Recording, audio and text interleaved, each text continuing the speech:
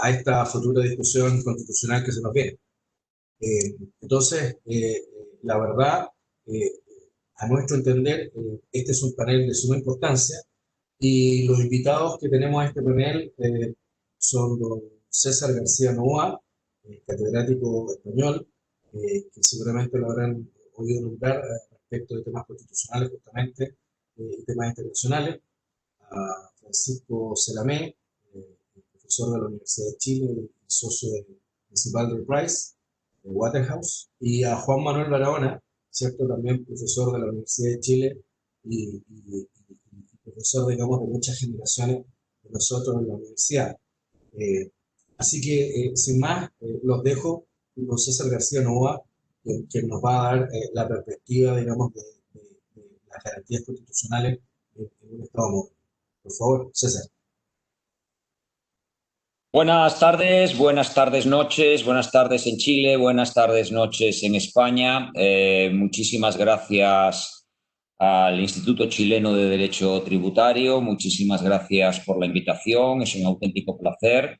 La idea era asistir presencialmente, poder viajar a Chile para estar en estas jornadas, pero todas las ideas que teníamos, pues en estos y otros aspectos de la vida se nos han ido un poco al traste con esta maldita pandemia que nos acecha a todos y que nos ha obligado a reinventarnos y a reinventar los eventos. En cualquier caso, como no hay mal que bien no venga, mal que por bien no venga, pues eso nos está sirviendo para meternos de lleno en el mundo digital, en el mundo online, y espero que nos sirva para mejorar en ese aspecto de digitalización, pero que también podamos recuperar en un futuro próximo el contacto humano, que es fundamental en los eventos, y podamos volver a tener estas cosas presenciales, a vernos, a saludarnos, a abrazarnos y a compartir, que también es algo muy importante, además de compartir el conocimiento, que lo podemos hacer a través de esta vía. Muchas gracias Mario, agradecer a Luis Varela y a todos los amigos chilenos que han estado pendientes de mí y que han tenido la deferencia y la amabilidad de invitarme. Y como señalaba Mario, voy a compartir, voy a pedir disculpas por no seguir el formato oficial, pero sinceramente se me traspapeló el mail donde es culpa exclusivamente de mi poca diligencia y cuidado, el mail donde se nos envió el formato de las presentaciones, por tanto voy a ser un poco psicodélico en la presentación de la mía, con estos colores tan peculiares, pero para transmitirles las ideas que quiero transmitirles creo que va a estar bien. Bueno, vamos a hablar. Chile se encuentra en un proceso o en puertas de un proceso constituyente y las constituciones y sobre todo las constituciones modernas, hablar de constituciones modernas pues no deja de ser un contrasentido, porque lo que caracteriza a las constituciones es ser normas de larguísima duración, de duración extensa en el tiempo, de permanencia, que es una nota distintiva de la Constitución, cuando decía Karl Löwenstein, el famoso constitucionalista alemán, que la Constitución no puede ser una hoja de papel, sino que tiene que tener una serie de características. Decía que una de las características de un texto constitucional es lo que él llamaba una cláusula agravada de reforma. Una Constitución no tiene que ser fácil de reformar, sencillamente porque tiene que tener vocación de permanencia. Y por tanto, hablar de constituciones modernas pues, es un poco contradictorio con el hecho de que las grandes constituciones de los grandes estados constitucionales que existen en el mundo son constituciones que tienen muchos años, incluso países que ni siquiera tienen constitución escrita como Gran Bretaña. Pero lo que sí es verdad es que hay tendencias constitucionales modernas en materia de tributación, porque la tributación ha cambiado y ha cambiado mucho, y los estados están cambiando y la forma de ordenar la desde una perspectiva constitucional, las constituciones, el derecho tributario constitucional desde una perspectiva constitucional, la forma de ordenarlo, está también cambiando a pasos acelerados. Por eso, en puertas de un proceso constituyente, es muy importante tener en cuenta una serie de principios que me parecen básicos para una ordenación constitucional de una fiscalidad en el mundo de hoy. En un mundo cambiante, en un mundo que ahora mismo está en una situación excepcional por la pandemia, pero que está caracterizado por la aparición de nuevas realidades sociales, por la aparición de tensiones políticas, por un intenso proceso de digitalización, de incorporación de la inteligencia artificial, por una portentosa globalización e internacionalización que algunos dicen que va a limitarse, a pararse o a retrotraerse como consecuencia de la pandemia, pero que está ahí. Y todo ello nos hace pensar en un constitucionalismo del siglo XXI que sea sensible a estas cosas. Y por tanto son cosas que a mi juicio, y así expondré esta media docena de ideas que voy a proyectar y a hablar de ellas en estos 30 minutos que tengo por delante, me parecen muy importantes también, especialmente en relación con la política. ¿Por qué? Porque a pesar de que vivimos en un proceso de globalización y en algunos ámbitos como Europa, en el ámbito de la Unión Europea, de integración en un espacio supranacional, el reducto del poder tributario siguen siendo los Estados. Los Estados siguen siendo los titulares del poder tributario. Los Estados, y dependiendo de la organización territorial de cada Estado, las entidades subcentrales. Llámense regiones, llámense estados federados, llámense provincias, llámense municipios. Pero el poder tributario sigue siendo eminentemente doméstico, eminentemente estatal. No hay ni habrá en un plazo relativamente corto de tiempo un poder tributario global. Ni siquiera en espacios de integración avanzada, como puede ser la Unión Europea o en una escala menor el Pacto Andino, la Comunidad Andina de Naciones en América Latina, se puede decir que haya un poder tributario supranacional. Porque el poder tributario sigue siendo, y en Europa es muy significativo, lo único que siguen reteniendo los Estados. En Europa los Estados ya no tienen ni poder presupuestario ni poder monetario, pero siguen manteniendo el poder tributario. Se está intentando avanzar y ahora con la pandemia y con el plan Next Generation de la Unión Europea se está empezando a avanzar en la existencia de impuestos europeos. Se habla de un impuesto de servicios digitales europeos, se habla de impuestos ambientales europeos, se habla de una llamada tasa por utilización del mercado único europeo que pagarían las multinacionales, pero es simplemente un proyecto. El poder tributario, incluso en un espacio tan fuertemente integrado como la Unión Europea, sigue siendo cosa de los Estados. Y la Constitución es el instrumento para organizar el poder tributario del Estado. Y hay que hacerlo coherentemente. Y un proceso constituyente es la mejor fórmula para intentar ayornar, actualizar la definición constitucional del poder del Estado en un país del siglo XX. Y aquí hay que tener en cuenta muchas cosas, muchísimas cosas que creo que hay que tomar en consideración. Primero, una constitución necesariamente incluye una parte orgánica y una parte dogmática. Una parte orgánica en la medida en que la Constitución organiza políticamente un Estado y estructura la distribución del poder constituido. Y el poder tributario es una de las principales expresiones del poder constituido. La Constitución decide cómo se distribuye el poder tributario. Puede tratarse de un Estado unitario o puede tratarse de un Estado descentralizado. O puede tratarse de un Estado federal, donde la propia Constitución reconoce poder tributario originario a los Estados federados. Eso dependerá de la decisión de organización territorial de cada país y también de la tradición. Países de tradición federal y países de tradición centralizada. De tradición federal, Estados Unidos o Alemania, sobre todo Estados Unidos, porque en Alemania el federalismo es una consecuencia de la posguerra, y estados de tradición jacobina o unitaria, como es el caso de Francia. Pero en cualquier caso, eso es un aspecto esencial, la distribución del poder tributario a nivel territorial. En ese tema no voy a entrar mucho, porque eso va a depender de cómo se estructure territorialmente cada estado. Hay un segundo elemento muy importante, que es la interrelación del poder tributario constitucional con la internacionalización del poder tributario. El poder tributario actualmente, por mucho que se diga que como consecuencia de la COVID-19 va a haber un proceso de retroceso de la globalización y la internacionalización, el poder tributario a día de hoy es un poder fuertemente internacionalizado, o por lo menos mucho más internacionalizado de lo que era hará cosa de 20, 30 años. Por tanto, cualquier texto constitucional tiene que dejar muy claro la relación entre las normas internas y las normas internacionales. Y aquí tenemos un tema clave, que es el de los convenios de doble imposición. Se puede decir que eso no es un problema, porque los convenios de doble imposición, al fin y al cabo, son tratados internacionales y, por tanto, el tratamiento que le dispense la Constitución a los tratados internacionales se le aplicará también a los convenios de doble imposición.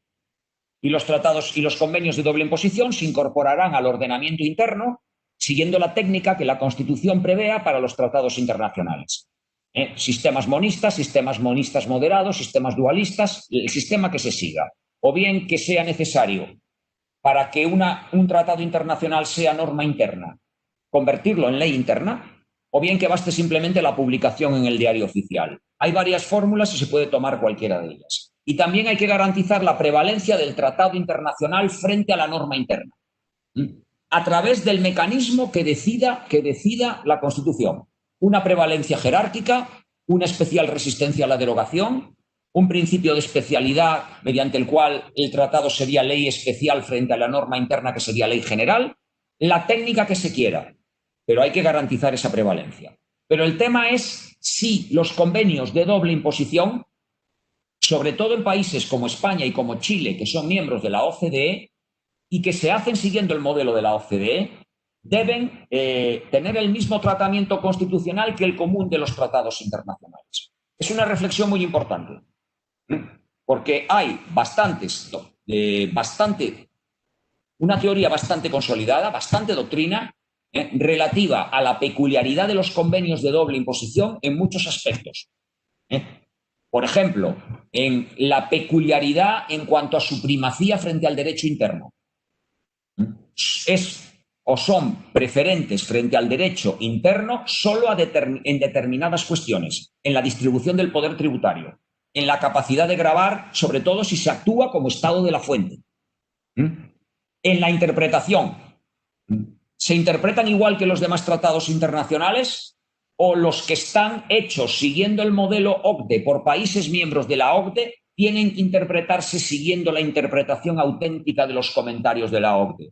Son temas de trascendencia internacional que deberían, al menos en parte, resolverse en una constitución moderna donde se quiera dar protagonismo a las normas internacionales en materia de tributación. Y otro tema extremadamente importante para países que, como España y Chile, son miembros de la OCDE. ¿Qué ocurre con el soft law, el derecho blando?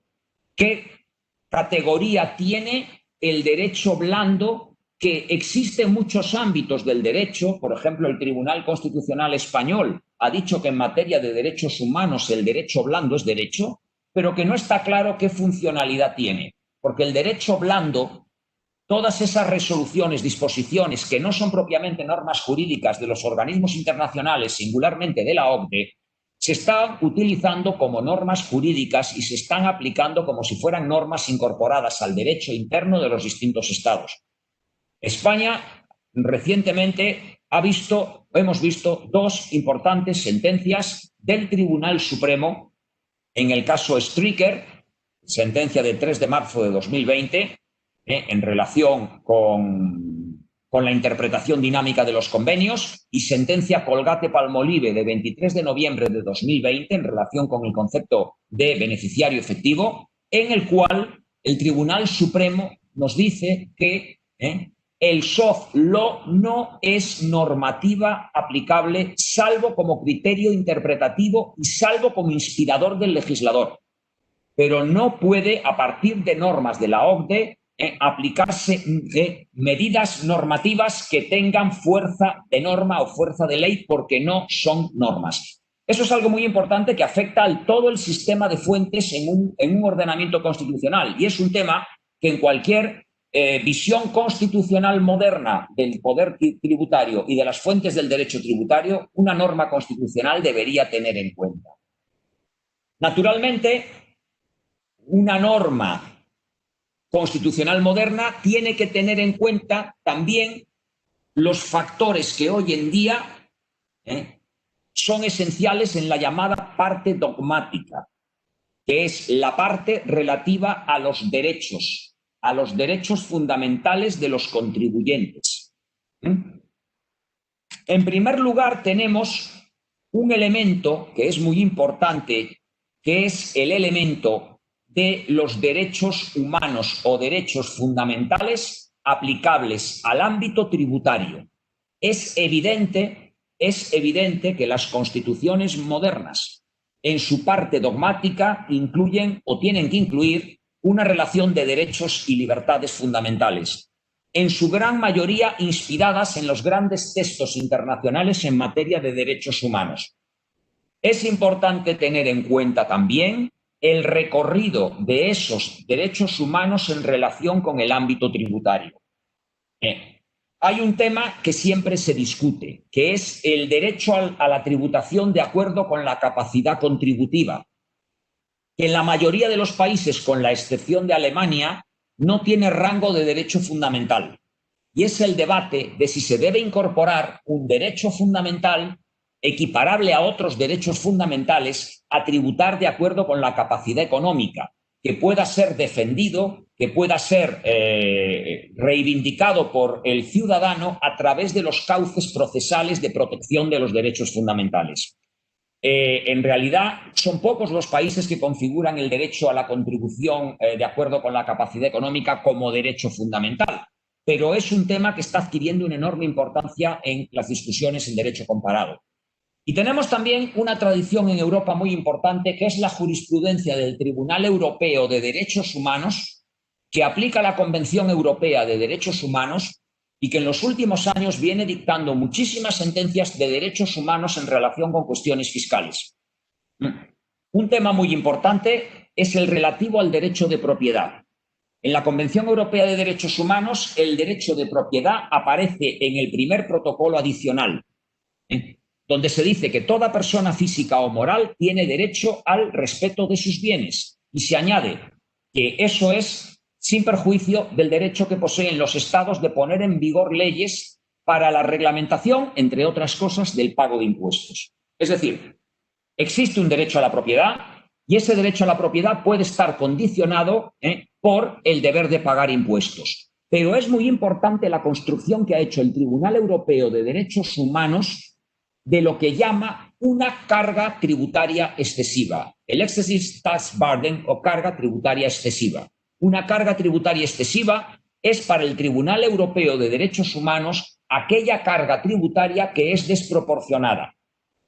Esto es muy importante porque, aunque los países miembros del Consejo de Europa, que es el organismo del que depende el Tribunal Europeo de Derechos Humanos, tienen todos en sus constituciones un derecho a la no confiscatoriedad del sistema tributario, también es verdad que la aplicación práctica de la no confiscatoriedad hasta ahora no ha sido todo lo exitosa, todo lo satisfactoria que cabría o que debería ser. Por eso es muy importante en los países miembros del Consejo de Europa el importante apoyo que supone la teoría de la carga fiscal excesiva como tributación desproporcionada que supone vulneración del derecho a la propiedad. Es un argumento a mayores para oponerse a determinados comportamientos legislativos, a determinadas actuaciones de los poderes tributarios de los distintos estados que pueden derivar en una carga fiscal desproporcionada. Y hay muchos ejemplos, muchísimos supuestos donde el tribunal se ha pronunciado sobre situaciones concretas, sobre determinadas tasas impositivas, sobre el hecho de que las retenciones a cuentas sean sistemáticamente superiores al impuesto final que hay que pagar, sobre el efecto confiscatorio, cuasi confiscatorio de los impuestos a las herencias. Hay muchísimas sentencias donde se esgrime la importancia que tiene el derecho a que no se tenga que soportar lo que el tribunal denomina una carga fiscal excesiva. tema a tener en cuenta en un proceso constituyente. También hay unas importantes sentencias en materia de otros derechos fundamentales, como es la prohibición de la discriminación en materia tributaria. El Tribunal Europeo de Derechos Humanos se ha pronunciado sobre la posible discriminación de los residentes frente a los no residentes. El Tribunal Europeo ha dicho que no había tratamiento discriminatorio de las grandes fortunas en el impuesto sobre las herencias italiano, etcétera, etcétera. Pero ha habido una importante modulación del principio de igualdad a través de la vertiente de la perspectiva de la no discriminación en relación con la materia tributaria. Ha habido muchísimas sentencias que trataron el derecho a la intimidad en relación con la materia fiscal. Tema extremadamente importante. Luego comentaré lo importante que es la protección del privacy, del derecho a la intimidad en relación con el uso de la inteligencia artificial. Pero hay sentencias del Tribunal Europeo de Derechos Humanos que hacen referencia, por ejemplo, al derecho al secreto de las comunicaciones y que dicen que la Administración tributaria, cuando fiscaliza a un contribuyente, puede solicitar a una compañía telefónica los importes de los gastos de consumo telefónico, pero no los datos de tráfico. Porque a quién ha llamado el contribuyente o quién ha llamado al contribuyente no tiene trascendencia económica y supone una vulneración del derecho a la intimidad. Hay también una importantísima jurisprudencia del Tribunal Europeo de Derechos Humanos que aplica el derecho a no declarar contra uno mismo, el derecho a no autoincriminarse en los procedimientos de fiscalización tributaria que puedan derivar en una sanción. Y que dice que el contribuyente tiene la obligación de colaborar con la administración tributaria aportando documentación, aportando pruebas, pero eso tiene un límite. Si el procedimiento tributario puede derivar en un procedimiento sancionador, se aplica el derecho a no autoincriminarse, que no es exclusivo de los procesos penales. Eso es una materia donde en su momento las sentencias de mediados finales de los años 90 del Tribunal Europeo de Derechos Humanos, Funke, Bendenau, Sanders, fueron una auténtica bomba, un auténtico bombazo jurídico que tuvieron unos efectos muy importantes en el ordenamiento jurídico de los países europeos. Y naturalmente, también ha sido importante lo que ha señalado el Tribunal Europeo de Derechos Humanos en relación con el derecho a la inviolabilidad del domicilio por los funcionarios de la Administración tributaria, señalando, entre otras cosas, que las personas jurídicas también tienen derecho a la inviolabilidad del domicilio. No solo las personas físicas, sino las empresas que en un proceso de fiscalización, en un embargo, pueden ser objeto de una entrada ilegal en las dependencias de las mismas que tengan la condición de domicilio constitucionalmente protegido. Pero además, fuera de la aplicación de los derechos fundamentales, los textos constitucionales deberían ser sensibles a una nueva generación de derechos de los contribuyentes. Cuando hablamos de los derechos de los contribuyentes, podemos hablar de los derechos clásicos, tradicionales, pero podemos hablar también de una nueva generación de los derechos de los contribuyentes que surgen a raíz de los grandes cambios del entorno en el cual se mueve la fiscalidad en nuestros días. Y esos grandes cambios, a mi juicio, vienen de la mano de tres factores que son muy importantes. En primer lugar, la internacionalización del poder tributario, la internacionalización de la fiscalidad. Ya me he referido a eso. En segundo lugar, lo comentaré ahora algo brevemente. En segundo lugar, la aparición de las llamadas nuevas fórmulas de relación del contribuyente con la administración. Y en tercer lugar, la irrupción de las nuevas tecnologías, que afecta a la fiscalidad como afecta al mundo y a la vida en general. En cuanto a la internacionalización, aparece una nueva dimensión de los derechos del contribuyente, porque el contribuyente ya no tiene como único elemento de reivindicación de sus derechos su Estado. El Estado frente al que es sujeto pasivo, frente al que es obligado tributario, frente al que es contribuyente. En la formulación tradicional de la relación tributaria estrictamente interna, estrictamente doméstica, el contribuyente solo puede invocar derechos frente a su Estado. Pero existen situaciones en las que pueden estar implicados estados que no son el estado de residencia o el estado del que es contribuyente el obligado tributario. Y esos procesos son muy importantes hoy en día. Pensemos en el procedimiento amistoso y en el arbitraje para resolver controversias derivadas de la aplicación de los convenios de doble imposición.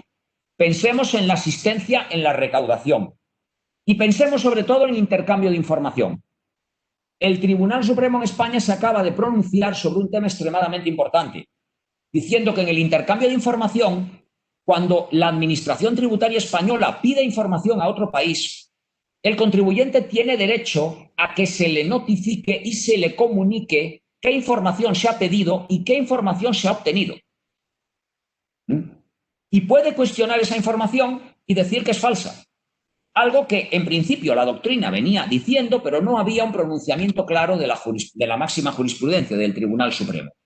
Eso hay que contrastarlo con otros pronunciamientos del Tribunal Supremo, donde el Tribunal Supremo avaló intercambios de información por cauces absolutamente antijurídicos. Y el caso de la sentencia Falciani es el caso más claro. Falciani era un empleado de HSBC, de un banco suizo, robó una información de clientes del banco, la vendió a Alemania y Alemania se la suministró a otros países, entre otros a España. Y España con esa información inició procedimientos de fiscalización respecto a contribuyentes que aparecían en esa lista de clientes de un banco de Suiza.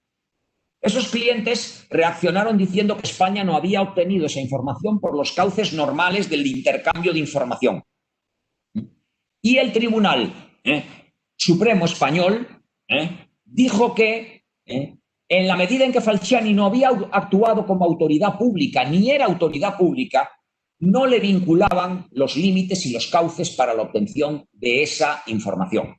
Que esos cauces de intercambio de información eran para los estados, para los funcionarios públicos y no para un particular que había facilitado una información, en este caso, por un motivo crematístico, por un motivo venal, por un motivo económico. Sentencia realmente sorprendente que contrasta con esta anterior, como digo, muy reciente, en la que se dice que hay un derecho a que me notifiquen en relación con el intercambio de información. La segunda cuestión que genera una nueva dimensión de los derechos del contribuyente son la aparición de nuevas formas de relación con el fisco, especialmente la llamada relación cooperativa. La relación cooperativa es la relación que se produce en un contexto donde tienen gran importancia técnicas como el tax compliance, técnicas en las cuales los contribuyentes que cumplen determinados protocolos de buenas prácticas tributarias y que tienen estándares de cumplimiento de sus deberes fiscales tienen una relación privilegiada con la administración. Esto genera muchos problemas, pero eso es algo que está generalizándose en muchos países. Incluso lo que se llama el profiling taxpayer, los perfiles de contribuyentes. El hacer perfiles de contribuyentes, sobre todo en función del riesgo. Establecer contribuyentes que tienen riesgo de ser incumplidores, de ser defraudadores y contribuyentes que no tienen ese riesgo. Y establecer canales de tratamiento diferenciado para unos y para otros. Aquí están en juego un montón de cuestiones de igualdad, cuestiones de seguridad jurídica, pero es una dimensión que los derechos que afecta a los derechos del contribuyente y que una Constitución moderna debería tener en cuenta. Naturalmente, el tercer elemento es todo lo relativo a las nuevas tecnologías, digitalización e inteligencia artificial. Esas nuevas tecnologías abren un desafío tremendo para los derechos del contribuyente. Pensemos en la utilización de la inteligencia artificial en las relaciones de la administración con el contribuyente. La utilización, por ejemplo, de algoritmos para resolver recursos, sustituyendo la razón jurídica por lo que algún autor llama la razón tecnológica. Es decir, si hay un algoritmo que resuelve y que establece el razonamiento a través de un programa preconcebido, el razonamiento para resolver determinadas aplicaciones del derecho tributario al contribuyente, nos podemos encontrar ante un principio tecnológico que exime a la administración de motivar y que puede sustituir la interpretación jurídica ordinaria, consagrando lo que algunos llaman unas reglas algorítmicas o una regla de interpretación única de la administración. De tal manera que la administración interpreta cómo se deduce del algoritmo. Eso es extremadamente peligroso. Y hay un ejemplo muy claro, que es la reciente decisión del Consejo Constitucional francés del pasado mes de diciembre de 2019, donde el Tribunal Constitucional francés, el Consejo Constitucional, analiza un instrumento de inteligencia artificial aprobado por la Administración Tributaria francesa que permite recabar información de contenidos de los contribuyentes accesibles, por ejemplo, en redes sociales o plataforma de intermediación de bienes y servicios, con el fin de investigar incumplimientos tributarios. Dice que esta medida no es en sí misma contraria a los derechos del contribuyente, pero que debe quedar sujeta a un estricto régimen que permita su control de legalidad. Es una resolución extremadamente importante porque por primera vez un tribunal constitucional evalúa un instrumento de inteligencia artificial y lo somete al canon de la protección de los derechos del contribuyente. Y obviamente en este aspecto existe toda una gran cuestión que es la aplicación de los derechos de privacidad, de los derechos de protección de datos al manejo y tratamiento de datos de carácter fiscal. Porque el privacy va un paso más allá del derecho a la intimidad. Es la protección de la vida privada, pero frente a las injerencias tecnológicas. Y es la protección de los datos de los contribuyentes. Y como ha dicho el Tribunal Europeo de Derechos Humanos, esta protección de datos, a pesar de que es legítimo que la Administración Tributaria utilice datos de los contribuyentes para el control del cumplimiento tributario, es necesario que se haga de manera proporcionada. Y desde luego lo que ha dicho en Europa el Tribunal de Justicia de la Unión Europea es que los datos de carácter económico que manejan las administraciones tributarias son también datos protegibles por la protección de datos. Y hay sentencias muy importantes. Por ejemplo, la sentencia Schrems, más conocida como la sentencia Facebook, cuestiona que Facebook pueda ceder a su matriz norteamericana datos de contribuyentes, de usuarios europeos.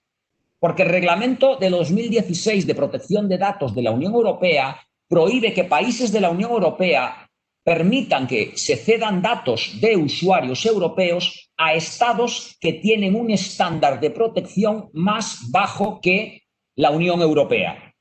Y Estados Unidos tiene un estándar de protección de datos más bajo que la Unión Europea. Imagínense ustedes la aplicación de esto en el ámbito tributario. Supondría, por ejemplo, cuestionar la cesión de datos de tipo económico a la administración tributaria norteamericana, si esto se traslada, si esto se replica automáticamente al ámbito tributario. O la sentencia Esmeralda-Vara, que dice que para la cesión de datos de una administración a otra hace falta consentimiento del ciudadano. Lo que puede suponer que el ciudadano tenga que consentir que una administración tributaria ceda a otra, por ejemplo, el Estado central a la administración provincial para el control de un determinado tributo. Por tanto, son temas extraordinariamente importantes. Voy a concluir en un minuto. En la lucha contra el fraude fiscal, que es un objetivo que como consecuencia de la necesidad de garantizar que todos contribuyan de acuerdo con un sistema tributario justo, los Estados tienen que promover, todo Estado tiene derecho a luchar contra la elusión y el fraude, porque tiene el deber de verificar que todos contribuyan de acuerdo con su capacidad económica, pero también existen derechos inalienables de los contribuyentes que los Estados deberían recoger en sus constituciones y que tienen mucho que ver con la lucha contra la elusión fiscal. Por ejemplo, en Europa tenemos la Directiva de Intermediarios. Es una directiva que está en la línea de la acción 12 del Plan BEPS, de comunicar obligatoriamente a la Administración por parte de los profesionales los esquemas de planificación fiscal agresiva. Sin meterme en contar los miles de problemas de esta directiva que se llama la DAC 6, sí voy a decir que esta directiva al menos tiene problemas desde 4 perspectivas. Proporcionalidad, porque las sanciones no está claro que sean proporcionales y que sean acordes con el grado de incumplimiento de este deber de comunicación. Seguridad jurídica, porque no está claro cuando un esquema es de planificación fiscal agresiva. Se establecen simplemente indicios, señas de identidad, le llama la directiva, hallmarks, pero no se establece claramente en qué casos se debe o no se debe comunicar. ¿Qué se va a hacer con esa información? No está claro para qué se va a intercambiar información. Yo, profesional español, comunico un esquema que estoy haciendo para un cliente español, y ese cliente español iba a invertir, por ejemplo, en Francia. España se lo comunica a Francia. ¿A qué efectos? ¿A efectos de iniciar un procedimiento de fiscalización? Porque eso no está dicho. Si es así y si ese procedimiento de fiscalización termina con una sanción, ¿se está vulnerando el derecho a no autoinculparme o a no autoinculpar o el derecho a no inculpar a mi cliente? ¿Y qué pasa con el secreto profesional? Es una regulación bastante endeble. Se reconoce el secreto profesional, pero el profesional que acuda al secreto profesional y que, por tanto, decida no comunicar un esquema, traslada al cliente la obligación de comunicación. Y además no hay un estándar unificado a nivel europeo de lo que es el secreto profesional. Cada país va a decidir el nivel de secreto profesional que quiere implantar. En fin, se trata de una serie de cuestiones extremadamente importantes que yo creo que tienen que complementarse con la recepción expresa del principio de capacidad económica, que también tiene algunas cuestiones actuales que hay que tener en cuenta, la recepción de las cuestiones relacionadas con la seguridad jurídica. Hay que dotar al principio de seguridad jurídica en materia tributaria de carácter constitucional. Es bueno recoger un principio que está en la Carta Europea de Derechos Fundamentales y que está aplicando mucho el Tribunal Supremo en España, que es el principio de buena administración. Por ejemplo, para que la administración no dilate la finalización de un procedimiento durante meses y meses y meses y no resuelva expresamente, y hay que aplicar en materia sancionadora tributaria, y decirlo así en la Constitución, los principios esenciales en el orden penal punitivo. Principio de culpabilidad, de tipicidad, de antijuridicidad, de prohibición del ne bis in idem y de irretroactividad de las normas sancionadoras desfavorables. Naturalmente, dentro de millones de cuestiones que se pueden tratar, pero me parece que con lo que he dicho, lo básico, lo esencial y lo elemental de un proceso constituyente en materia fiscal, en un sistema tributario de fiscalidad del siglo XXI, pues queda más o menos señalado a grandes rasgos. Nada más, muchísimas gracias por su amable atención. Perfecto, César. Muchas gracias. La verdad nos queda camino por recorrer, pero bueno, eso ya lo va a conversar Juan Manuel y Francisco. Juan Manuel, por favor. Muchas gracias, Mario.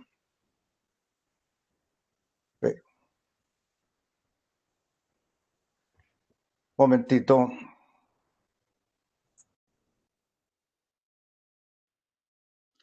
¿Me escuchas, Mario? Te escuchamos y se ve tu presentación. Perfecto. Muy bien, muy bien. Titulé mi presentación Constitución e Impuestos, una relación estable, porque en estos momentos constitucionales en Chile, con una nueva constitución a puertas, uno no sabe si vamos a mantener o no. Espérate. No estoy mandando mi mouse. Algo sucede. Ahí sí. Recordaba que en las jornadas anteriores yo propuse 2 reformas constitucionales.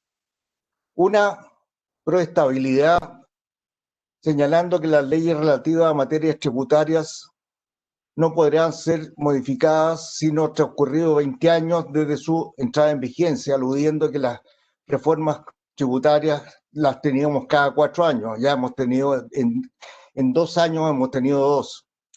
Y la segunda reforma constitucional pro realismo, que decía que los dispuestos del artículo anterior no sería aplicable en caso que una ley de reforma o modernización tributaria, como se llamó la última, por causa de interés nacional, calificada por el legislador, podría interrumpir esta duración mínima de 20 años.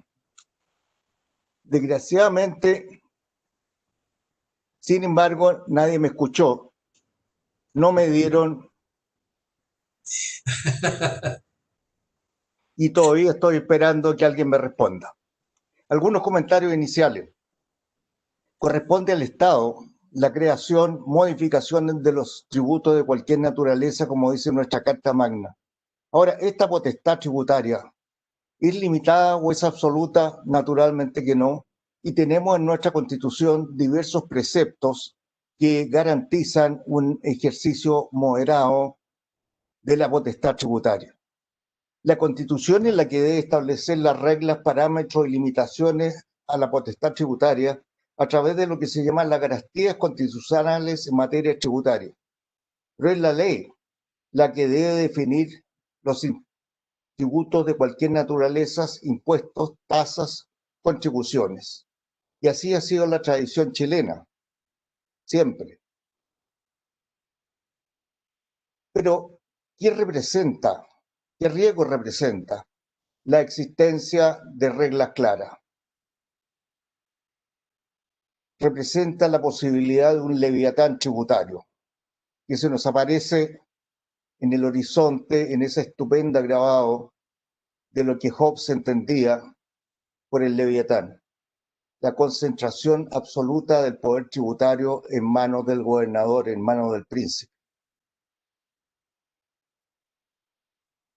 Los principios constitucionales que nos resguardan ya los conocemos y no quiero referirme en detalle a todos ellos porque no tendría tiempo sino mencionarlos y referirme con mayor precisión y con algunos ejemplos a los principios de legalidad y no confiscatoriedad y justicia tributaria. En el 1920 está la legalidad, la igual repartición de los tributos en proporción a las rentas o en la progresión que establezca la ley, el principio de no afectación, y hay en la Constitución otros principios que tienen incidencia tributaria, como el del debido proceso, la igualdad ante la ley en materia económica, el derecho de propiedad. ¿A qué decir, no? El derecho de propiedad tiene que estar en perfecta armonía con la legislación tributaria. Y aquí el principio constitucional de protección de la esencia de todas las garantías constitucionales. Refiriéndonos concretamente al principio de la legalidad, no quiero ponerme a leer la disposición, pero recordarles que este principio de legalidad en el 65, número 5, faculta al presidente de la República y le otorga la iniciativa exclusiva para iniciar leyes que tiendan a imponer, suprimir o establecer tributos de cualquier naturaleza y para establecer exenciones. El principio de legalidad, recordémonos, abarca con igual fuerza y con igual potencia tanto a los tributos como a las exenciones. De modo que la supuesta doctrina de que las exenciones tienen que tener una interpretación restrictiva, a mi juicio, carece de todo sentido. Con el mismo alcance, el principio de la legalidad protege a la imposición de un tributo como el establecimiento de una exención. Este principio de legalidad tiene una primera extensión formal, que es la que señalaba, en el sentido que solo una ley de iniciativa del presidente de la República, iniciada en la Cámara de Diputados, puede crear, modificar o suprimir tributos de cualquier naturaleza.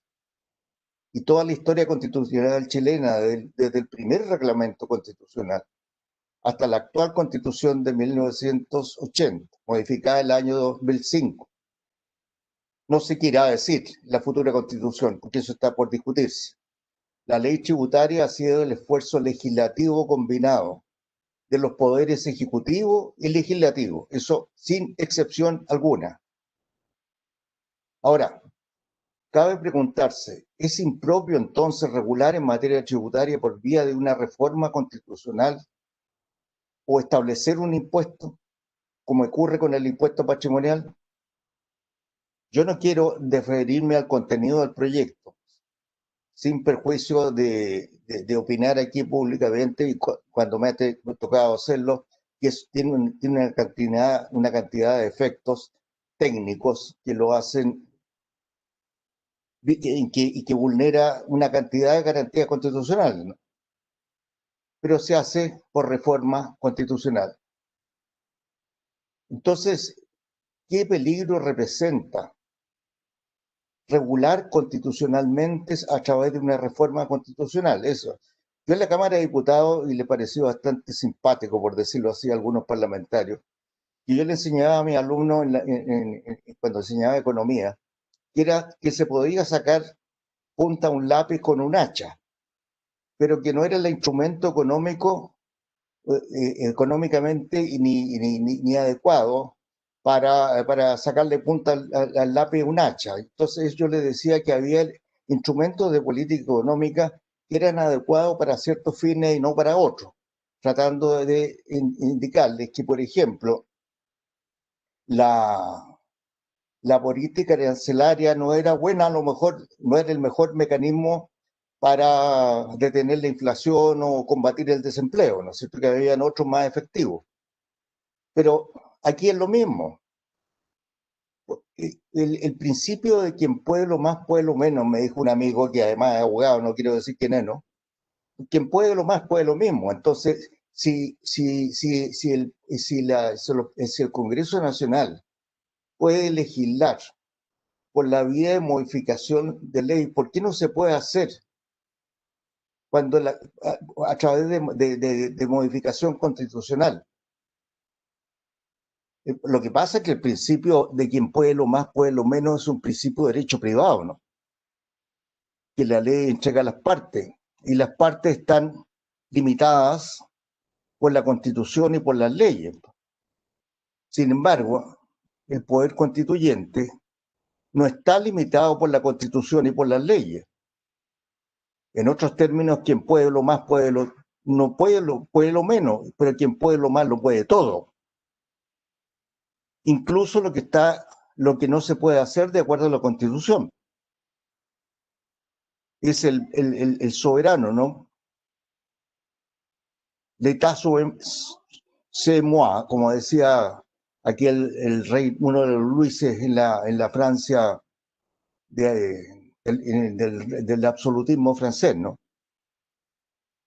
Equivale a afirmar que para quien tiene la llave del cambio constitucional, la Carta Constitucional ya no es límite. Entonces, yo veo un peligro enorme, no limitado a este proyecto, el proyecto de reforma constitucional que está discutiéndose en el Congreso. ¿Qué impide al Poder Constituyente regular en la Constitución aquello que debe ser motivo de ley según esta? Que quien puede modificar los tributos de esta manera puede hacer todo sin límite alguno. Pasar por sobre las garantías constitucionales, ¿por qué no? Si está reformando la Constitución, reformando normas del mismo nivel normativo, en misma jerarquía normativa que la Constitución. En tanto, la Constitución es la cúspide de la pirámide normativa, no hay impedimento jurídico alguno. Parafraseando a Dostoyevsky en Los Hermanos Karamazov, uno de ellos decía: si Dios no existe, todo está permitido. Si la Constitución no existe, todo está permitido. Entonces estamos hablando cosas que dejan de tener sentido, a veces hablando de garantías constitucionales, cuando nuestros poderes legislativos están cambiando leyes por la vía de reforma constitucional. Y para terminar este punto, esto no es solo válido en materia tributaria, es válido en todo, ¿no? Si la Constitución no existe, todo está permitido. Hay también una limitación sustantiva, en el sentido que la ley debe regular todos los elementos de la obligación tributaria, amén de las exenciones, procedimientos, infracciones, aspectos orgánicos. Y esto está entregado a la ley. Y esto, consecuencia de esto es que la interpretación de la ley tributaria debe ser estricta. No estoy diciendo que deba ser restrictiva. Estoy diciendo que debe ser estricta. En este momento recuerdo la tesis, ¿no es cierto?, la interpretación de la ley tributaria de nuestro querido amigo Jorge Trit, el profesor de la Facultad de Derecho, a quien le mando un saludo cariñoso en este momento. Este fallo de la Corte Suprema lo cito porque me parece muy interesante. La interpretación estricta de las normas que establecen exenciones sin extender por analogía la franquicia impositiva a otros supuestos no previstos expresamente en ella, tampoco podrá restringirla a menos casos de lo que el propio texto interpretado señala. Esa es la correcta alcance del principio de legalidad, a mi juicio, por eso lo cito, del principio de legalidad consagrado en nuestra Constitución política. Y voy a citar A propósito de eso, algunos casos históricos que me parecen importantes. Y esta infracción de ley puede producirse en la ley misma o a través de la potestad normativa que la ley entregue a la administración o que haya sido atribuida por esta. El caso de las cooperativas. Las cooperativas, no sé si ustedes saben, se rigen por la norma del artículo 17, número 11 del decreto ley 824. No el 17 de la ley de la renta, el 17 número 11 del 824. La ley de la renta está en el artículo primero del 824. Y por la Ley General de Cooperativas. Estas disposiciones señalan que las cooperativas solo pagan impuestos de primera categoría por sus operaciones con terceros, no con los socios. Pero la disposición del número 11 establecía que el presidente de la República, a través de un decreto supremo, determinará cuáles son las operaciones con terceros. Decreto que nunca se dictó y en definitiva este vacío fue llenado por la Ley de Reforma Tributaria 20.780. Bueno, y comenzaron las fiscalizaciones del Servicio de Impuestos Internos y en definitiva la Corte Suprema, dándole la razón a los contribuyentes, estableció que aquí había una infracción constitucional porque el texto legal no era lo suficientemente preciso y había un hecho grabado impreciso, incompleto, que había una infracción al principio de la legalidad. Al entregar la ley a una norma reglamentaria, el completar un hecho grabado que no estaba definido por la ley. Es un tipo de caso de infracción al principio de legalidad.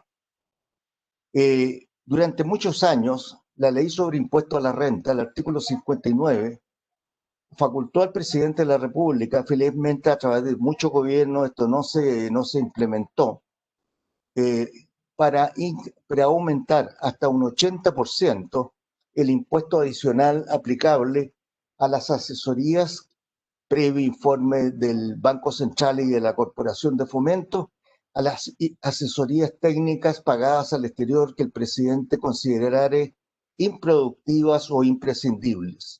Aquí tienen ustedes un caso, nunca se aplicó, repito, de una norma manifiestamente ilegal, perdón, inconstitucional. De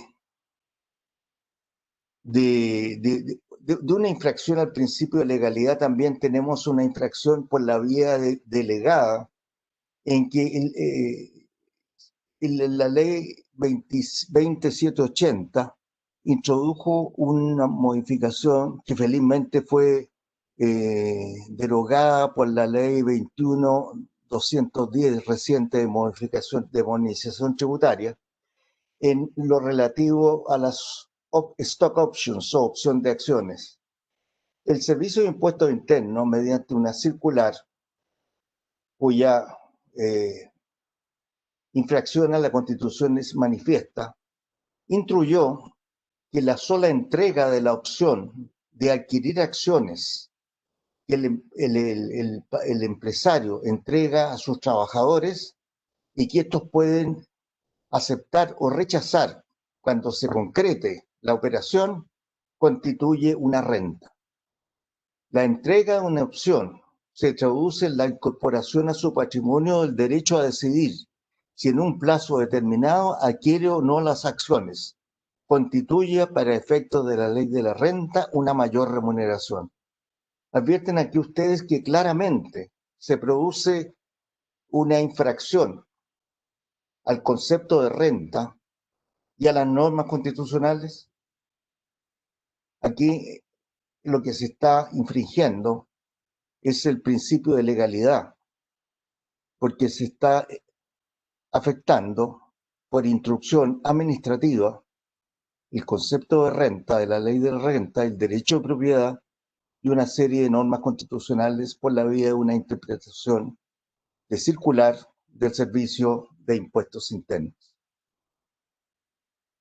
Hay casos vigentes también. Uno que nunca ha sido cuestionado, pero que es flagrante la infracción constitucional. La ley del IVA permite a la Dirección de Impuestos Internos cambiar el sujeto de derecho del impuesto, cuál es el vendedor o el prestador del servicio, cuando este es un contribuyente de difícil fiscalización. Esa es la disposición. Entonces ocurre, y esto ha sido pacíficamente aceptado, que en aquellos casos de contribuyentes de difícil fiscalización es el comprador el que debe emitir la respectiva documentación y generar en su declaración de impuestos un crédito y un débito al mismo tiempo. Esto, la verdad es que, si bien es constitucionalmente censurable, no ha sido objeto de cuestionamiento por los contribuyentes porque es una medida, yo diría, de razonablemente buena administración, ¿no? Hay una norma sí que es curiosa y yo creo que esta va a generar problemas, que es en la última ley de la 21.210. Ustedes saben que en la ley del IVA dice que los bienes amoblados están afectos a IVA. Y eso ha sido siempre un problema hasta qué punto o cuándo un bien se entiende amoblado para los efectos del IVA. Tratando de esos hoteles de arriendo en que el arrendador es más institucionalizado, el tema es relativamente simple, ¿no? Pero pensemos en los arriendos de cabaña de veraneo, ¿no? O no, de casa o departamento en la playa que los arrendan particulares por el verano. Bueno, esta norma entrega al Servicio de Impuestos Internos para que mediante una resolución determine criterios generales y situaciones que configuren este hecho grabado. No la ha dictado todavía, entiendo, el Servicio de Impuestos Internos, pero se dan cuenta ustedes, esto puede crear problemas complejísimos. O sea, la gente que tiene un departamento en la playa, en Algarrobo, en Maitencillo, en fin, y que está arrendando su casita, su departamento, inocentemente, van a tener problemas. ¿Mm? Bueno, veamos el otro caso que quería plantearle yo, es el principio de no confiscación. En ningún caso la ley podrá establecer tributos manifiestamente desproporcionados e injustos. Hago notar aquí una cosa curiosa que se ha planteado ahora último. Desproporcionados o injustos ha sido entendido por el Tribunal Constitucional en un fallo relativamente reciente como dos conceptos, dos causales distintas. Veamos. Se trata de un tema no solo constitucional, sino político, económico. ¿Cuándo un impuesto es manifiestamente desproporcionado o injusto? ¿Desproporcionado en razón de qué? La desproporción debemos tomarla en consideración tomando en cuenta la carga tributaria total del contribuyente, o debemos tomarla en cuenta considerando exclusivamente el tributo en sí mismo, tema que se ha discutido. Que yo sepa, no ha llegado al Tribunal Constitucional. Tema que es de suma importancia, ¿no? Cuando el tribunal falla a causas en que el requerimiento es presentado en una causa pendiente por un contribuyente. Ahí el tema tiene importancia absoluta. ¿Mm? Hay que distinguir aquí entre los impuestos directos y indirectos. Y la verdad es que ninguno de ellos, el Tribunal Constitucional, nos ha entregado una definición tajante. Porque tampoco le entregaron los miembros de la Comisión Obtusa. Es decir, sabiamente los miembros dijeron no establezcamos criterios definitivos, objetivos, sino entreguemos a la judicatura esto. Y ahí estamos todavía en esta materia.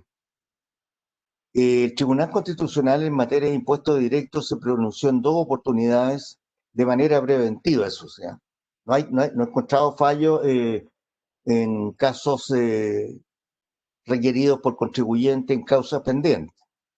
¿Qué dice? Que en materia de impuestos indirectos hay que tomar la capacidad de pago, el carácter suntuario o vital del bien,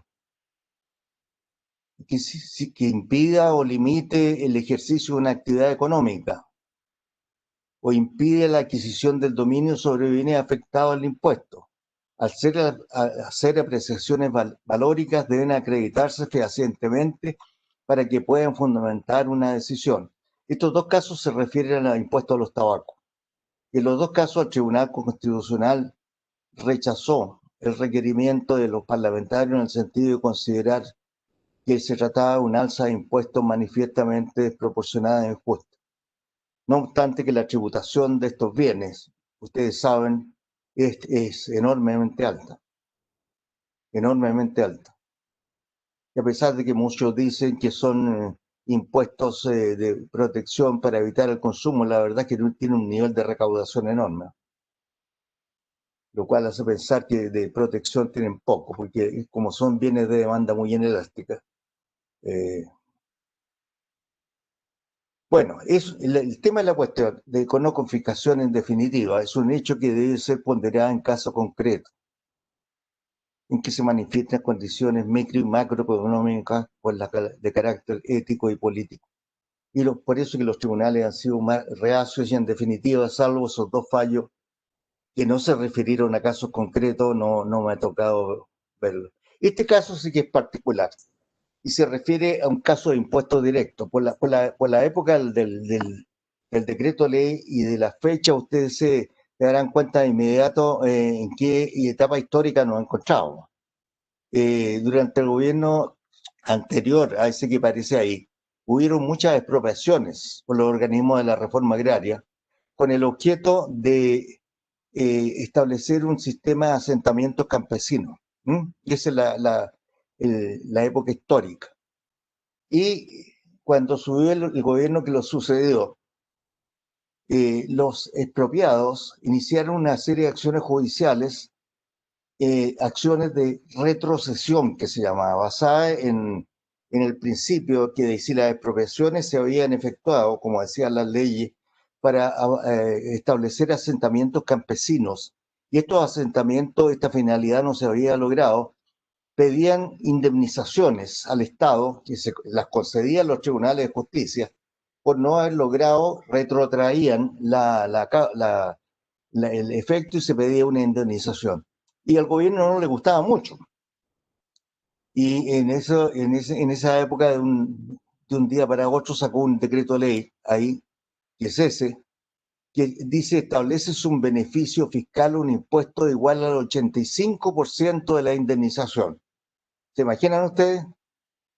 O sea, los tribunales de justicia, por un lado, lo beneficiaban al expropiado con una indemnización, qué sé yo, de 100 millones de pesos, lo que fuera, y por el otro lado, la autoridad los condenaba a una indemnización de un 85%, que además el impuesto era retenido por la misma entidad condenada al pago de la suma afecta y enterada en arcos fiscales. O sea, en términos prácticos,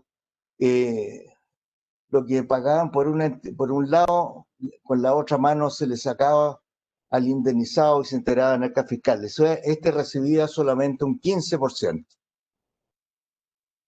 La Corte Suprema dijo lo siguiente: me costó harto encontrar la sentencia porque no está en los registros oficiales, que un impuesto de la cuantía establecida en este decreto de ley implica en el hecho privar de la propiedad garantizada. Fíjense en el acta constitucional número 3, no estaba la Constitución todavía. Y esto constituye una verdadera expropiación sin indemnización y también una especie de confiscación, sin referirse a las garantías constitucionales, porque no estaban en ese momento. La Constitución del 25 no estaba en efecto y solamente estaban estas actas constitucionales. La Corte Suprema en esa oportunidad hizo primar los principios y las garantías constitucionales por sobre este decreto ley y dejó sin efecto. Ese es un fallo que se llama Frugone con impuestos internos. y se hizo primar el derecho a la garantía constitucional. Para terminar, quiero plantear un caso bien curioso en que el Tribunal Constitucional falló en dándole aplicación a la parte del impuesto injusto. No es un impuesto desproporcionado, sino un impuesto injusto. ¿De qué se trata? En esta sentencia, le voy a contar brevemente. Una sociedad agrícola adquirió derechos de agua, pero para hacer uso de los mismos pidió a la Dirección General de Agua una cuestión administrativa, modificar los puntos de captación. Pero la Dirección General de Aguas no le dio respuesta, simplemente silencio administrativo durante años, por lo cual le impidió hacer uso de estos derechos generales, de estos derechos de agua.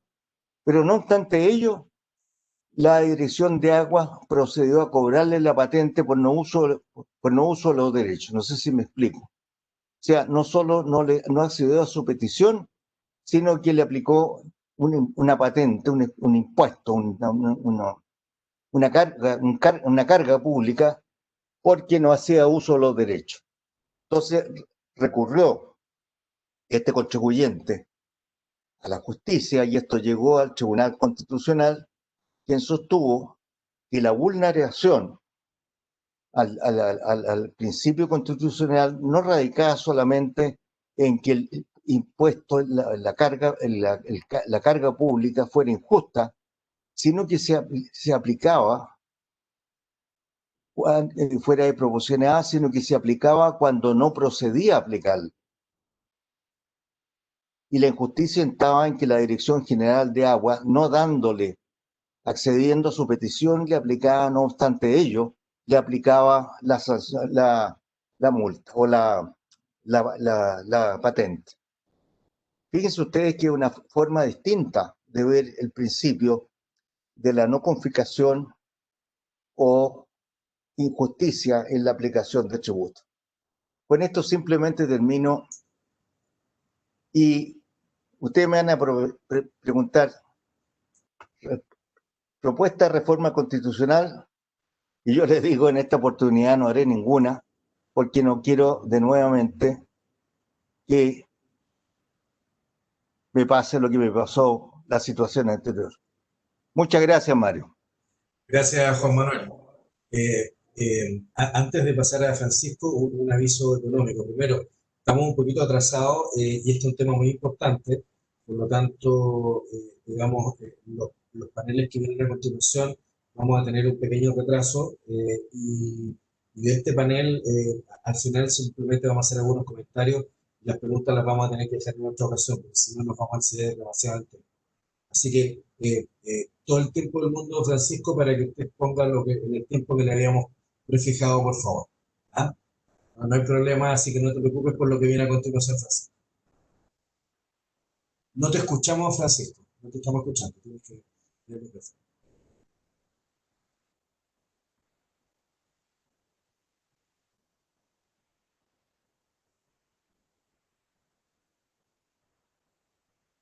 ¿Escuchas? Ahí sí. Okay. Ahí te escuchamos, perfecto.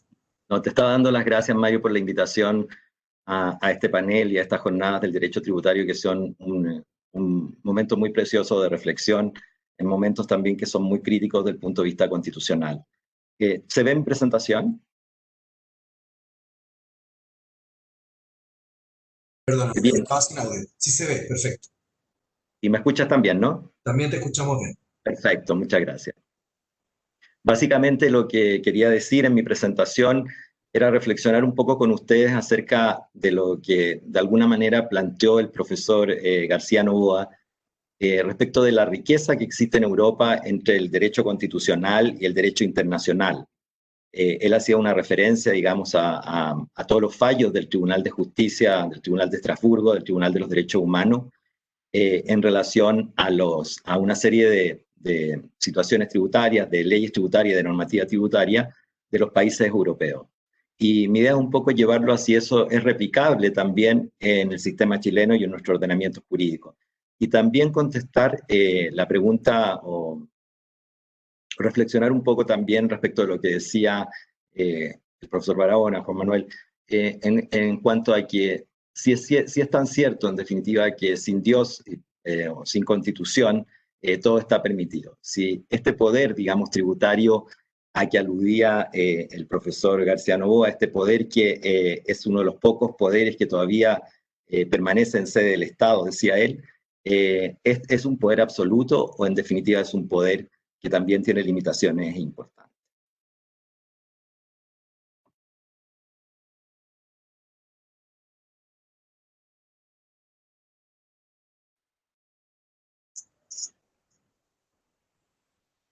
Bien, para los que me conocen, yo suelo iniciar mis presentaciones con una obra pictórica y esta vez he escogido un lienzo en blanco que no pintó Pablo Picasso en 1909 y al que le puso como nombre je ne sais pas, no sé. Esta obra, digamos, de Picasso, pintada en 1909, representa el fin del periodo rosa de Picasso en momentos en el que estaba sin inspiración. Y quiso reflejarlo en este lienzo, que es un lienzo que no está pintado, que es un lienzo absolutamente en blanco. Cualquier analogía con algo en blanco que esté en boga hoy es mera coincidencia. Este lienzo en blanco, que ustedes no lo crean, fue rematado el año pasado por Christie's y lo adquirió un príncipe saudí en $20 millones. Entonces la pregunta ¿es verdaderamente un lienzo en blanco? Si en realidad alguien estuvo dispuesto a pagar $20 millones por él. Y voy a volver un poco al final sobre esta reflexión pictórica jurídica. Bien, lo que yo quería hacer básicamente en esta presentación y tomando lo que ya les había mencionado antes, es contestar si en definitiva lo que se introdujo en el artículo 137, inciso final de la Constitución actual, en cuanto a que el texto de la nueva Constitución que se someta a plebiscito deberá respetar, entre otras cosas, los tratados internacionales ratificados por Chile y que se encuentren vigentes, si ese texto, esa nueva norma constitucional introducida en el título 15 de la Constitución, tiene o no tiene algún efecto tributario. Y claramente lo tiene, así que a eso nos vamos a referir ahora.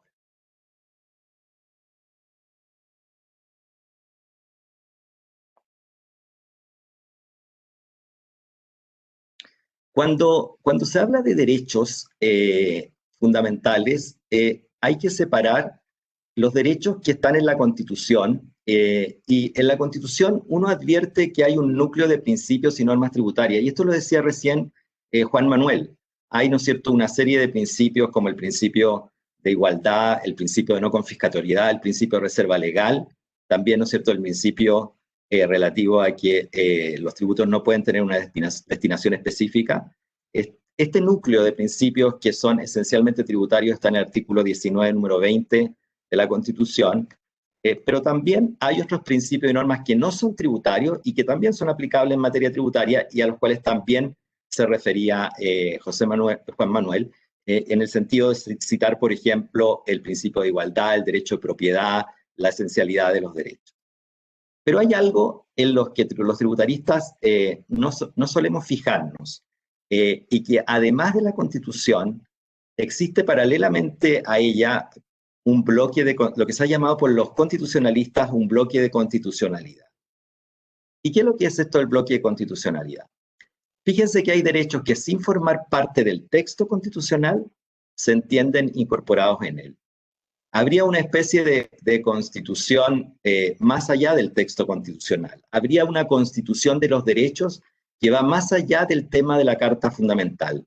Y esto no es una cosa, digamos, que no haya sido reconocido en nuestro derecho, no es una gran novedad lo que les quiero decir. Esto ha sido reconocido por la Corte Suprema en una serie de roles relativamente recientes, una serie de sentencias relativamente recientes. También ha sido reconocido por el Tribunal Constitucional y además ha sido reconocido de manera permanente por la Corte Interamericana de Derechos Humanos.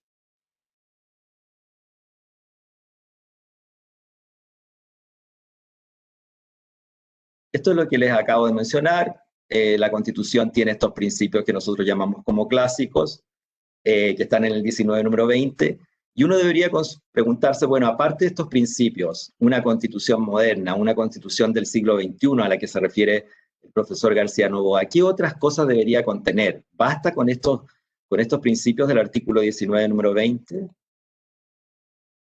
Yo creo que no, digamos. Lo primero que una Constitución debería contemplar hoy es constitucionalizar las finanzas públicas, es decir, no poner solo atención a los tributos, no solo poner atención al ingreso.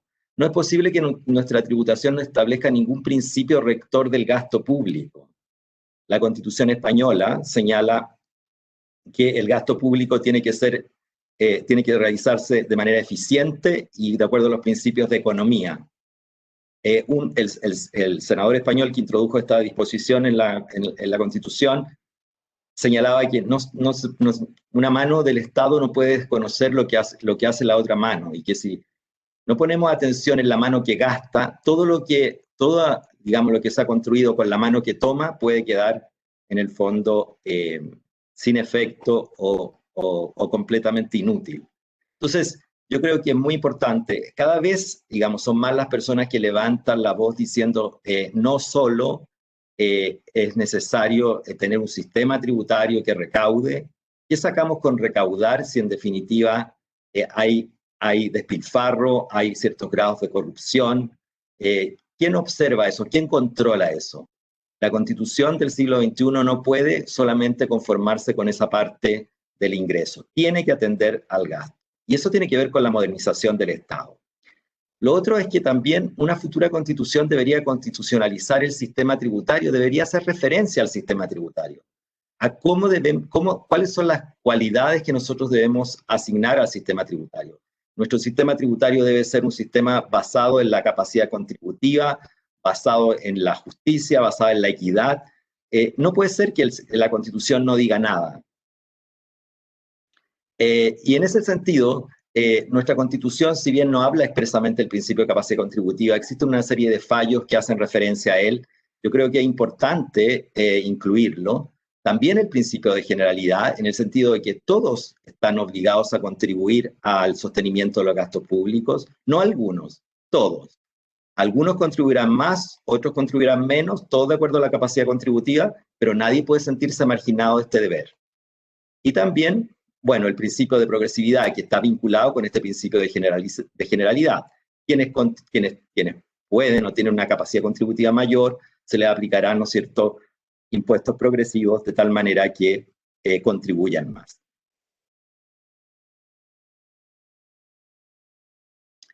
Y bueno, todos aquellos principios que la Constitución del 80 reconoce y a los que también aludía hace un momento Juan Manuel, van a seguir aplicándose obviamente en materia tributaria, eso no va a cambiar. Y entre mayores sean los derechos que se consignen en la Constitución, mayor es la eventual aplicación de esos principios en materia constitucional.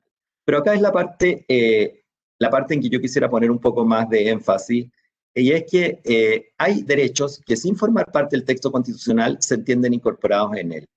¿Y cómo puede ser esto?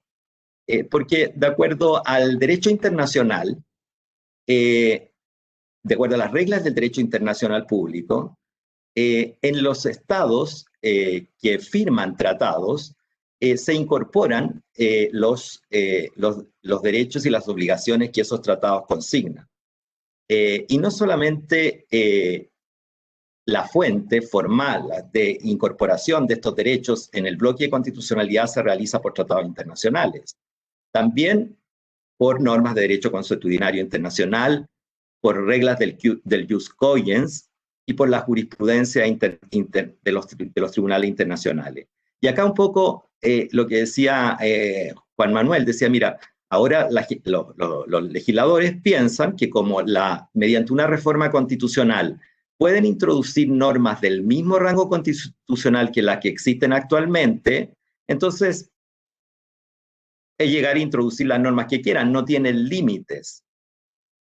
O sea, si nosotros hiciéramos una encuesta, digamos, a los parlamentarios y les preguntáramos, ¿ustedes creen que sería posible introducir una norma que restablezca la esclavitud en Chile?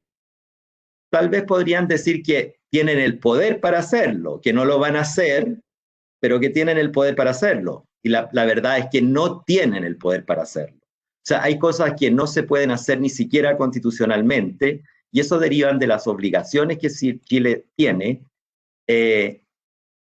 por los tratados que ha suscrito. Porque la Declaración Universal de Derechos Humanos, porque la Convención Americana sobre Derechos Humanos, el Pacto de San José, y porque el Pacto Internacional de Derechos Económicos, Sociales y Culturales no le permitirían al Estado de Chile violentar esos derechos.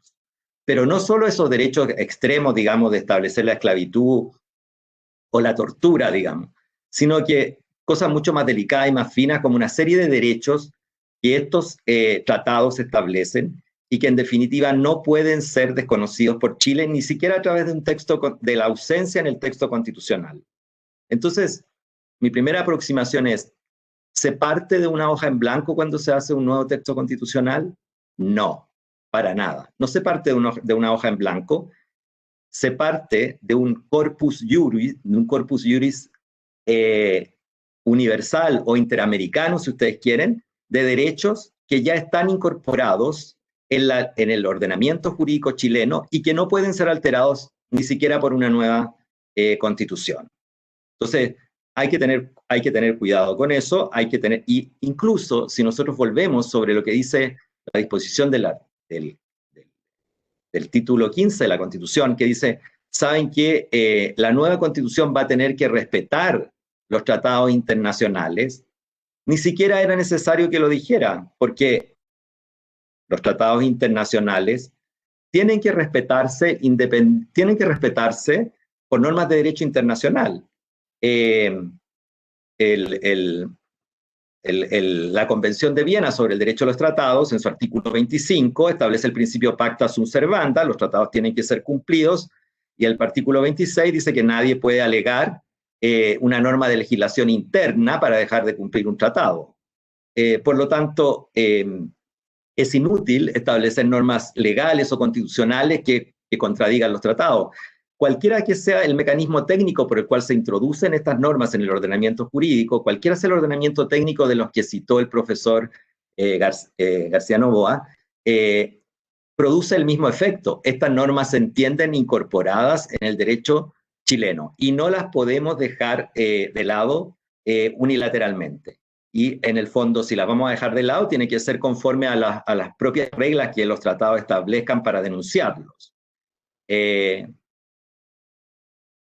Entonces, mi primera aproximación a este tema es que los tratados de derechos humanos incorporan, son tratados especiales dentro del derecho internacional, porque a diferencia de los otros tratados, no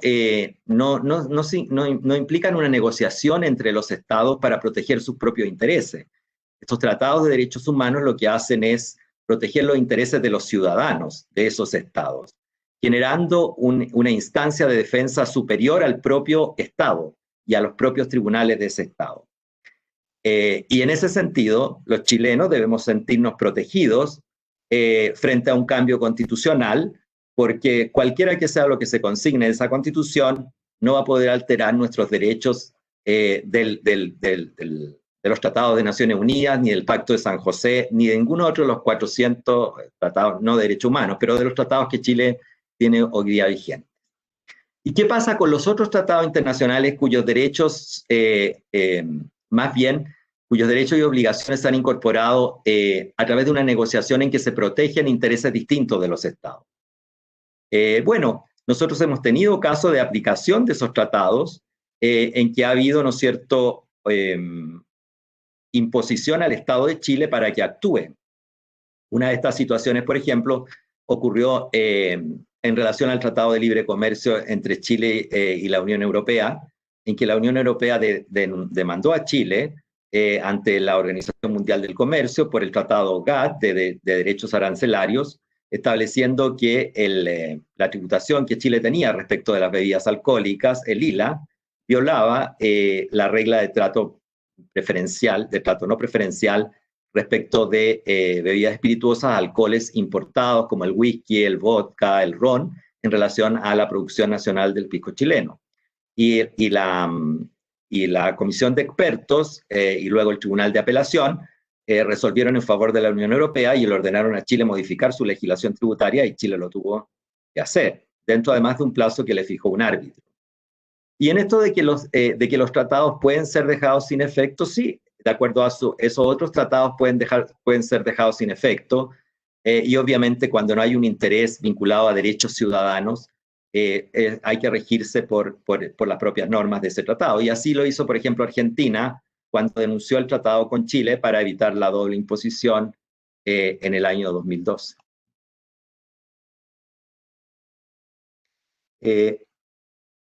Antes de las conclusiones, quisiera volver un poco sobre estos derechos que están en el Pacto de San José, haciendo un poco un parangón con lo que establecía el profesor García Novoa en relación a la Carta Europea de Derechos Humanos. También existe en el Tribunal de San José, a lo mejor no con la riqueza de la Comisión Europea, del Tribunal Europeo de Derechos Humanos, una jurisprudencia cada vez más inclusiva de temas tributarios. Y hay una recopilación muy interesante que hace el profesor Mas Bernat respecto de una serie de casos en que el Tribunal Interamericano de Derechos Humanos ha resuelto en favor de los contribuyentes.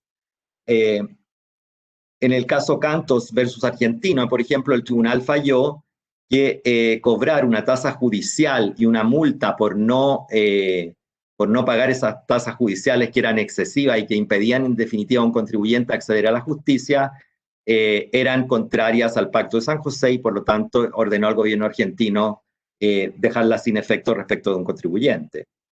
En una serie de otros casos, como el caso Suárez con Ecuador, el caso Baena con Panamá, el caso BAC contra Guatemala, el Tribunal Interamericano de Derechos Humanos ha establecido un principio de intangibilidad y de integridad de las indemnizaciones que se le pagan por diferentes razones a ciudadanos de los países que suscribieron este acuerdo. Y ahí, en el fondo, es muy ilustrativo lo que decía Juan Manuel respecto a este impuesto del 85% que grababa las indemnizaciones que recibían aquellas personas que habían sido expropiadas. En una serie de situaciones equivalentes en que se han cobrado impuestos por indemnizaciones a que ha sido condenado el Estado, el Tribunal Interamericano de Derechos Humanos ha establecido que todas estas indemnizaciones tienen que pagarse íntegras, que el Estado tiene que, si en definitiva el Estado quiere cobrar impuestos sobre esas indemnizaciones, tiene que hacer un gross up respecto del pago e incrementarlas en el monto de los impuestos para no, en definitiva, dejar fuera del marco impositivo esas indemnizaciones. Pero lo que el tribunal ha dejado en claro en su fallo es que esas indemnizaciones son líquidas, es decir, el Estado las tiene que pagar libre de impuestos, que no es lícito y que es contrario al Pacto de Derechos Humanos gravarlas. Hay un caso, y también en relación al derecho de propiedad, la Corte Interamericana ha establecido unos criterios bastante interesantes. Y fíjense que el profesor García Novoa se refería a la garantía del derecho de propiedad que está en el anexo, en el protocolo adicional de la Convención Europea de Derechos Humanos, en el artículo 1, en el cual se garantiza el derecho de propiedad, pero con una excepción, con la llamada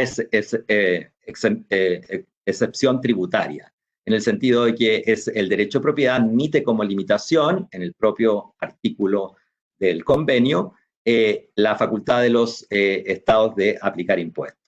Fíjense que el Pacto de San José, en cambio, habla del derecho de propiedad en términos generales, de la propiedad privada, no establece una cláusula de excepción tributaria, sino que se limita a decir que nadie puede ser privado de su propiedad, sino por causa de utilidad pública y de acuerdo al pago de una indemnización.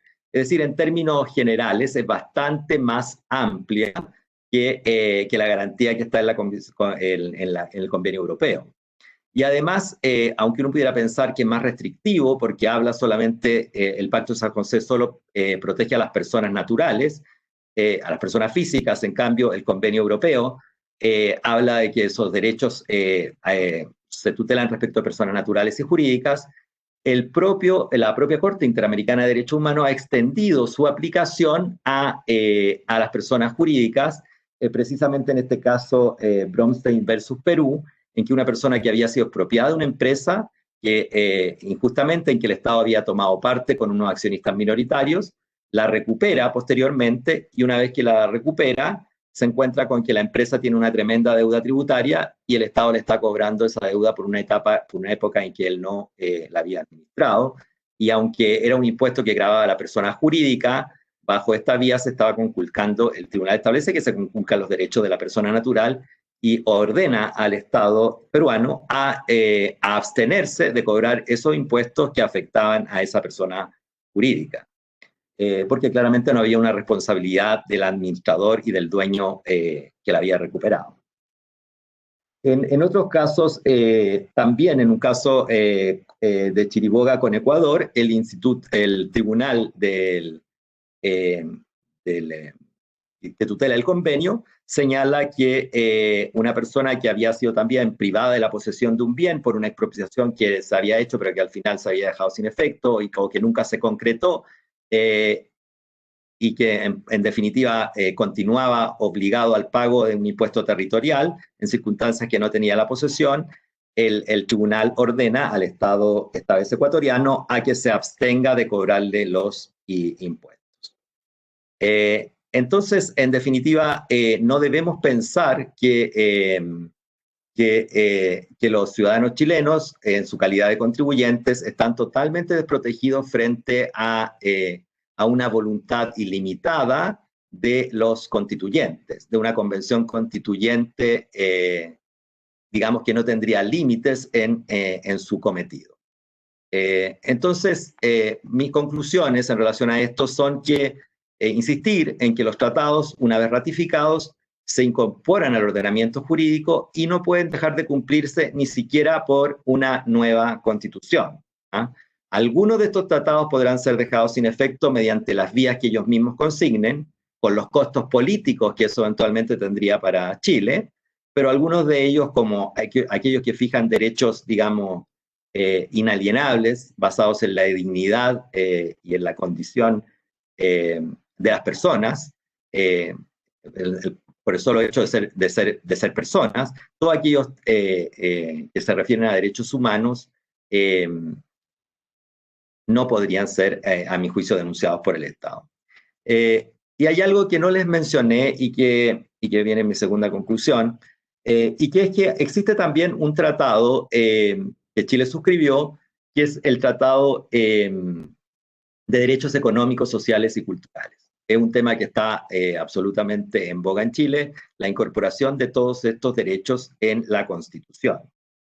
Y bueno, lo primero que uno debe constatar es que esos derechos ya están incorporados en el ordenamiento jurídico. No están reflejados en la Constitución algunos de ellos, pero sí, Chile suscribió el tratado, el convenio para proteger esos derechos. Esos ya están incorporados, no cabe duda. Y de hecho, Chile algunas veces le han llamado la atención a Chile, los órganos que tutelan estos tratados, por el no cumplimiento de alguna de estas obligaciones. ¿Y qué es lo que establece ese tratado? Ese tratado establece algo distinto, no es, y muy interesante, porque fíjense ustedes que esta relación entre derechos sociales, culturales y económicos y derecho de propiedad y tributación se da también en una esfera un poco distinta. Porque este tratado lo que dice es que cada uno de los estados parte, entre ellos Chile, se comprometen a adoptar medidas, tanto por separado como mediante la asistencia y cooperación internacionales, pero medidas especialmente económicas y técnicas hasta el máximo de los recursos de que disponga para lograr progresivamente, por todos los medios apropiados, la adopción de medidas legislativas para la plena efectividad de los derechos aquí reconocidos. Entonces, Chile se ha obligado a tutelar estos derechos y hacerlo hasta el máximo de los recursos disponibles. Y entonces ahí en el fondo la pregunta es, bueno, entonces, ¿Chile tiene que tener un sistema tributario que hasta el máximo de lo posible tutele estos derechos? Y yo creo que la respuesta es sí. en el fondo esta obligación que pesa sobre Chile lo obliga a tener un sistema tributario que sea capaz de responder digamos, en el tiempo y paulatinamente y de acuerdo a lo máximo posible, a lo máximo de los recursos que disponga, obviamente con las limitaciones que eso representa, pero está obligado a hacer un esfuerzo en ese sentido. Y por eso vuelvo sobre mi idea de que el sistema tributario, las características del sistema tributario no pueden no estar en la nueva Constitución. Y entonces, si ustedes se dan cuenta, existe un concepto muy flexible de Constitución abierta al derecho internacional con efecto tributario, y estos tratados internacionales que yo les he mencionado, aquellos sobre derechos humanos, presionan la eficacia del sistema tributario, perdón, al revés. Los tratados internacionales sobre derechos económicos, sociales y culturales presionan la eficacia del sistema tributario en el sentido de que tiene que estrujarse de alguna manera, por decirlo en términos coloquiales, al máximo para que todos los otros derechos puedan ser satisfechos. Pero a su vez, como contrapartida a esta presión de estos tratados, existen todos aquellos tratados que resguardan los derechos de los contribuyentes ciudadanos, sobre la base y además sobre la base del principio pro homine. Y esto es el principio pro homine. Todos estos tratados que yo les he mencionado sobre derechos humanos tienen que interpretarse siempre de la manera más favorable a las personas. Y cuando establecen limitaciones o restricciones, esas limitaciones tienen que interpretarse de la manera más restringida posible. Y ese es un principio de derecho internacional público. No es algo que es no es como una intención, es un principio interpretativo que han desarrollado las cortes internacionales y que obligan a Chile a hacerlo de esta misma manera. Entonces, si en definitiva nosotros tenemos, por ejemplo, en la Constitución nueva un derecho de propiedad privada más débil que el derecho de propiedad consignado en el Pacto de San José, se va a aplicar el Pacto de San José. Si tenemos, ¿no es cierto?, una restricción en algún derecho, como la inviolabilidad del hogar, por ejemplo, que se puede aplicar en materia tributaria, y en definitiva esta restricción está en términos menos restrictiva en el Pacto de San José, va a primar el Pacto de San José.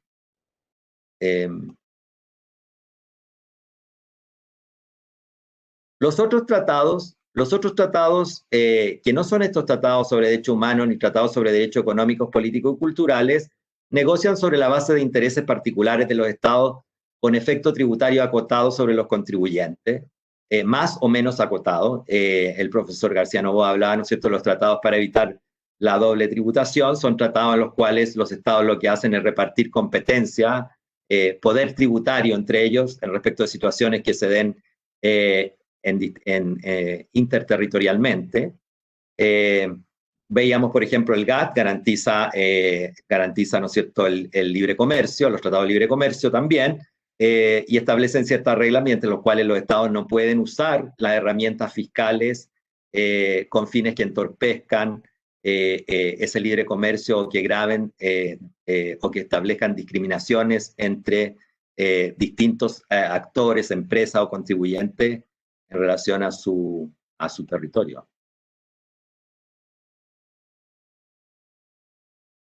Y para cerrar, entonces, les vuelvo con el lienzo en blanco de Picasso, porque lo que he querido transmitirles es que la hoja no está en blanco, que la hoja está ya bastante llena y que en definitiva los convencionales constituyentes van a tener, no solo porque lo dice el artículo 15 de la Constitución actual, respetar las reglas de derecho internacional, porque respetar las reglas de derecho internacional compromete el honor y la seriedad de los países y porque no podrían desentenderse de ellos en virtud de todas las reglas de derecho internacional que les he mencionado y que obligan a Chile en este sentido.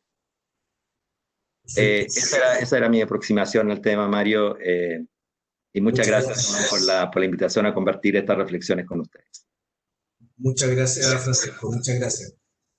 Para concluir, porque la verdad es que estamos un poquito pasados en el tiempo, lamentablemente las preguntas van a quedar para otra ocasión. Solamente me gustaría que para terminar, darle la oportunidad a Juan Manuel, a César y a ti, si hay que hacer alguna aclaración o alguna observación o alguna precisión respecto de lo que haya dicho otro de los expositores, ¿ya?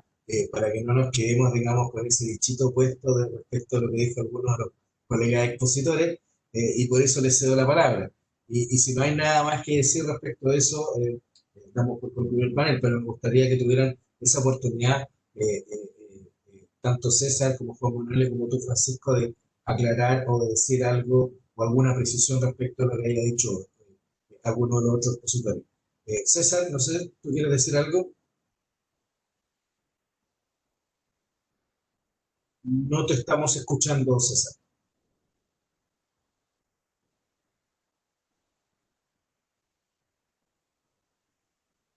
No te escuchamos, lamentablemente. Le voy a dar por mientras soluciona el tema técnico a ver Juan Manuel, a ver si Juan Manuel puede. No, por mi parte no hay comentarios adicionales. Felicito a César y a Francisco por sus intervenciones. Nada más. Muchas gracias, Juan Manuel. César, tratamos de nuevo, a ver. No te escuchamos, lamentablemente. Tal vez si sales y entras de nuevo, podríamos. Bueno, está bien. Lamentablemente tenemos un problema técnico. Francisco, ¿tuvo alguna aclaración final, alguna cosa que agregar?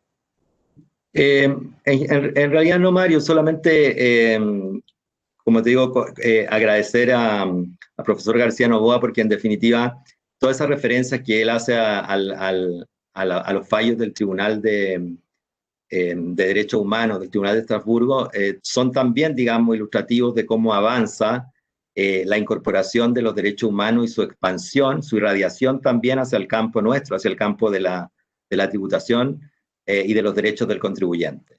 Entonces, quizás tener claro que los contribuyentes, digamos, no solo son mirados como contribuyentes, sino también como ciudadanos, y que tienen un cúmulo de derechos que tiene que ser respetado, digamos, y que son inviolables, digamos. Y en ese sentido, transmitirle a Juan Manuel que no todo está perdido, que Dios sí existe, digamos. Claro. Y es que era un poco pesimista. Perfecto. Oye, bueno, muchas gracias a todos. Para terminar, yo creo que, insisto, las preguntas las dejamos para la próxima ocasión. Tenemos dos paneles a continuación, que es la norma general antielusiva y el capital propio tributario, muy interesante ambos. Así que yo creo que, Gonzalo, no sé, yo creo que nos damos unos 10 minutos de descanso para comenzar los otros paneles, de manera tal de que pudiéramos tener, digamos, un breve descanso. ¿Me parece? Me parece bien. Entonces los esperamos todos en 10 minutos más en las respectivas salas mientras preparamos y vemos que todos los panelistas estén. Muchas gracias, Juan Manuel, Francisco y a ti, Mario. Muchas gracias, Gonzalo, por todo el apoyo técnico. Gracias. Adiós.